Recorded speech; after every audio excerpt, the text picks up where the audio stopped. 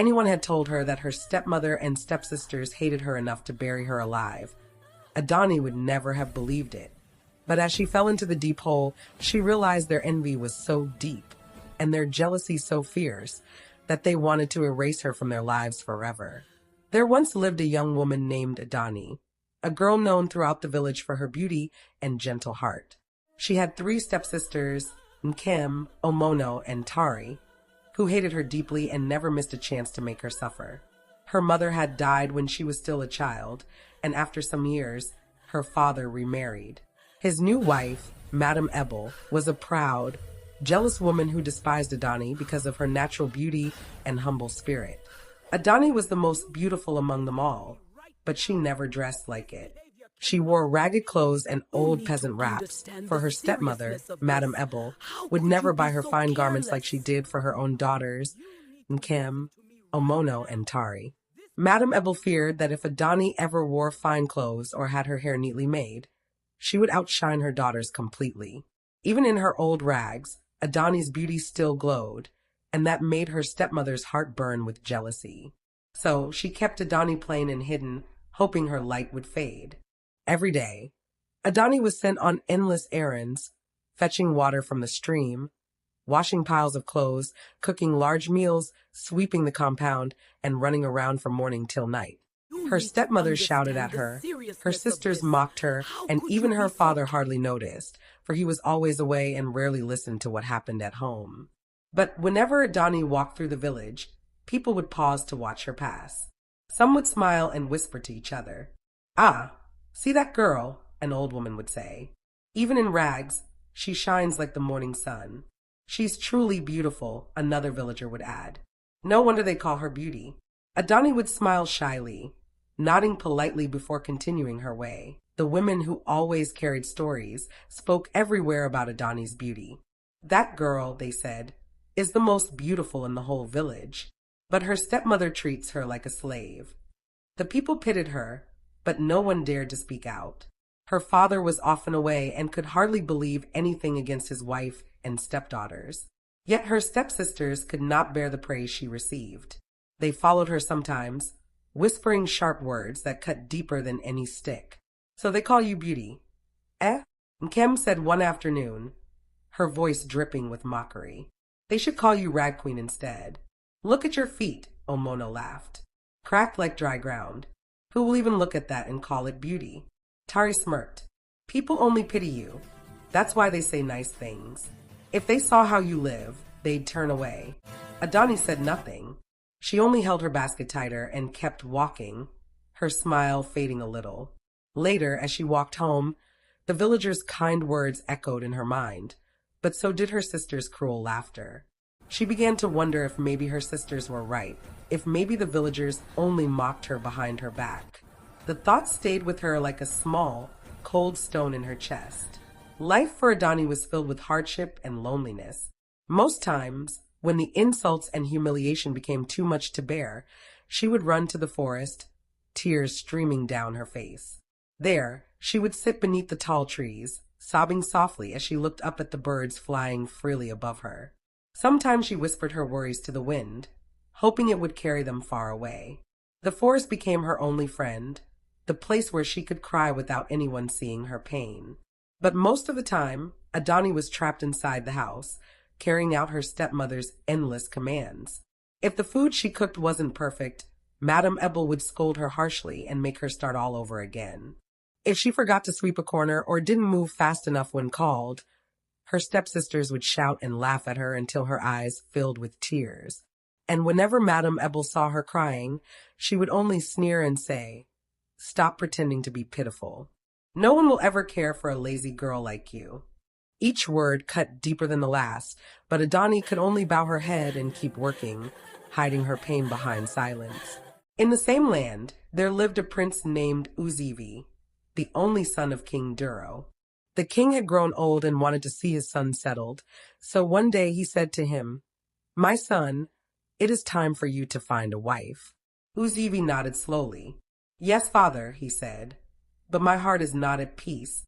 I have not yet found a woman whose spirit feels right with mine." King Duro looked at him with a gentle smile. "Then keep your heart open, my son. The one meant for you will appear when the time is right. Still, Uzivi was troubled in his heart, for he had not yet found a woman whose spirit matched his own. One day, after her stepmother and stepsisters had treated her badly again, Adani ran into the forest, tears streaming down her face. The pain in her heart was too heavy to bear, so she went to the quiet spot where she always went whenever she was mistreated. There, surrounded by tall trees and soft rustling leaves, she sat on the ground and began to cry silently. She didn't shout or wail. Only soft sobs escaped her as she wiped her tears with the edge of her old wrapper. At that same time, Prince Uzivi was walking alone in the forest. He had left the palace quietly without his guards, for his heart was troubled. His father wanted him to find a wife, but he could not find peace. He hoped the calm of the forest would help him think. As he walked, he noticed a young woman sitting by herself under a tree. Her head was bent low, and though she made no sound, he could see the tears falling from her face. Uzivi stopped and looked at her closely, then walked toward her. "Why are you crying?" he asked softly. Adani quickly wiped her face and shook her head. "It's nothing, my lord," she said quietly. "I'm fine." The prince looked at her for a moment. She was dressed in torn clothes, her hair untidy, her feet bare, but there was something in her face that drew him in. He sat beside her and began to talk.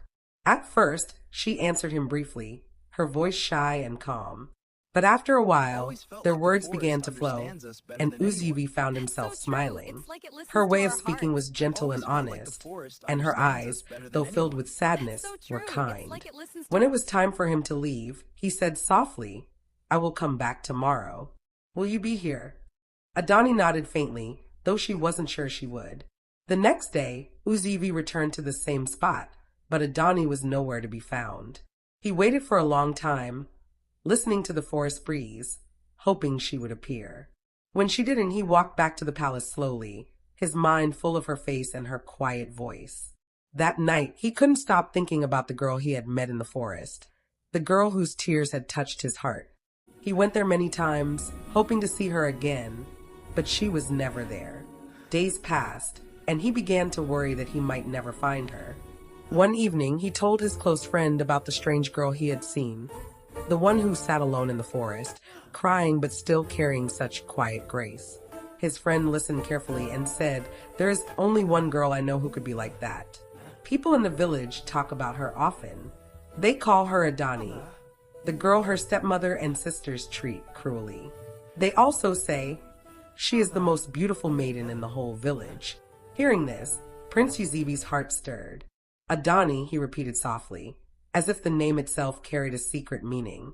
Without waiting another day, he decided to visit her home and see for himself. So early the next morning, he took only 2 of his trusted guards and set out for the village. When they arrived at the compound, Adani's stepmother, Madame Ebel, and her daughters came out to see who the visitors were. The moment they saw the prince standing at their doorstep, their mouths fell open in shock. They could not believe that Adani, the same girl they dressed in rags and mocked daily, was the one who had drawn a prince to their home.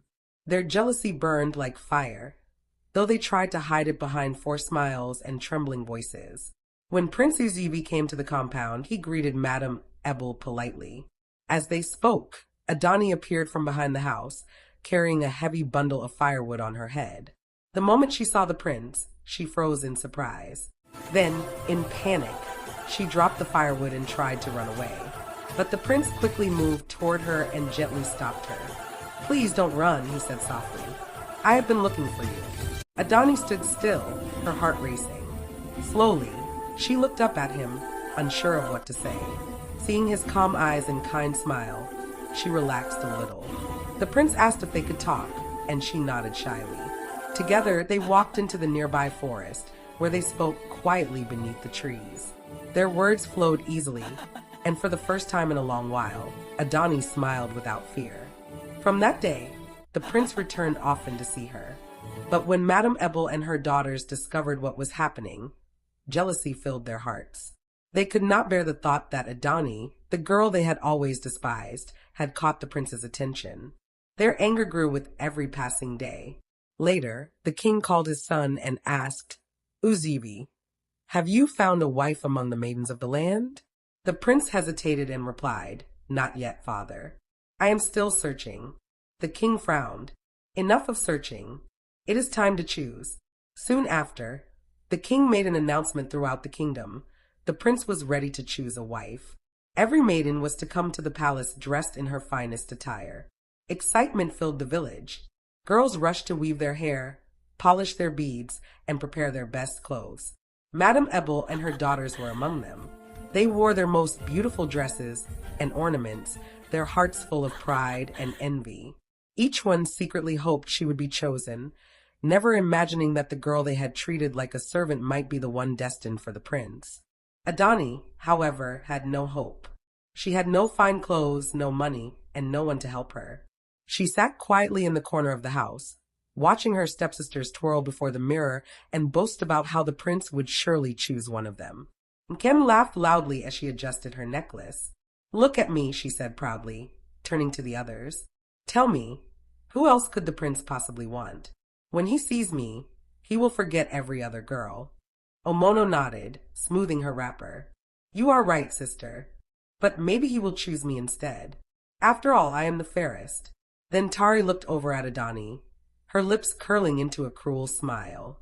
"But certainly not her," she sneered. "Look at her clothes. The prince's guards wouldn't even let her near the palace gate." The other two burst into laughter. Nkem added sharply, "Even if she went, people would think she came to beg for food, not to marry a prince." Adani said nothing. She kept her eyes low, though her heart ached. Deep inside, a small voice whispered that maybe they were right. Maybe someone like her could never be chosen. She turned away and quietly folded her worn shawl, pretending not to hear their cruel laughter echo through the room. That night, the stepmother called her daughters into her room and whispered a wicked plan. They knew that the prince loved Adani. He had been visiting their home often, and they feared he might choose her at the ceremony. So, they decided to get rid of her before the day came. The next morning, Madame Ebel and her daughters began acting unusually kind toward Adani. They smiled warmly, spoke softly, and even brought her small gifts, sweet fruits, a bright scarf, and a piece of bread. Adani was surprised but touched. It had been so long since anyone had shown her kindness. She did not know that their kindness hid a cruel plan. "Adani," Madame Ebel said sweetly, "we are going to the farm today. You've worked so hard. Come with us, my dear." Adani hesitated, but when her stepmother handed her the gifts again with a gentle smile, she agreed and followed them. They walked for a long time, farther than Adani had ever gone before. The trees grew taller and thicker, their branches covering the sky. The forest became darker, quieter, almost too quiet. "Mother," Adani said softly, looking around, "this part of the forest is very deep. Are you sure we're going the right way?" Madame Ebel chuckled lightly. "Don't worry, my child," she said. "We know this place better than you." Her daughters nodded, pretending to smile. They led her to a hidden spot deep inside the forest, where the ground was covered with thick leaves. Beneath those leaves was the hole they had dug the night before, wide, deep, and dark. When they reached the spot, Adani noticed the thick pile of leaves and frowned. "Why are there so many leaves here?" she asked, stepping closer. Before she could take another step back, the three of them suddenly grabbed her roughly. "What are you doing?" she cried out, struggling in their grip. But they held her tightly, dragging her toward the leafy ground. With cruel strength, they shoved her forward, and before she could scream again, she slipped through the leaves and fell into the deep hole below. Her hands scraped against the dirt walls as she tumbled down, helpless and frightened. Her stepmother and stepsisters leaned over the edge, breathing heavily from the effort. Madame Ebel smirked coldly and spat, "Stupid, dirty girl, let the prince come and find you here." The sisters burst into cruel laughter, their voices echoing through the trees. Then, with cold satisfaction, they dragged leaves and branches back over the hole, covering it completely until the forest floor looked untouched, silent, as though no one had ever been there.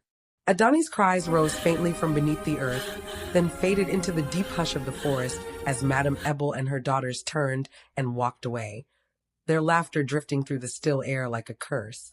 The next day, the whole village was alive with excitement. Every girl dressed in her finest style, eager to impress the prince. Adani's stepsisters wore their best clothes, painted their faces, and walked proudly to the ceremony.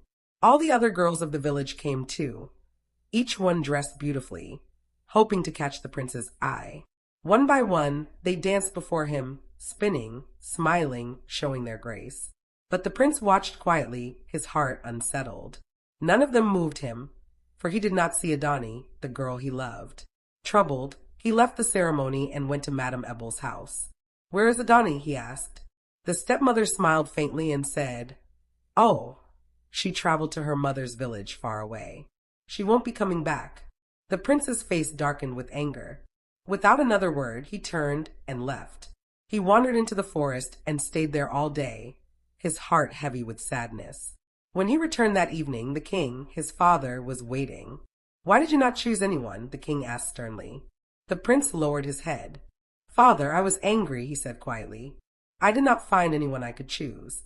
The king frowned. "If you cannot choose, then I will find a wife for you myself." But the prince shook his head. "You cannot choose for me, father," he said firmly. "I will find her myself."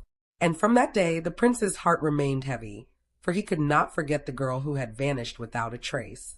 Meanwhile, the king had a royal hunter, Ikenna, who hunted animals for the palace. That day, he went into the forest to hunt. After walking for hours and catching nothing, he sat beneath a tree to rest. As the wind blew, he heard a faint voice crying for help.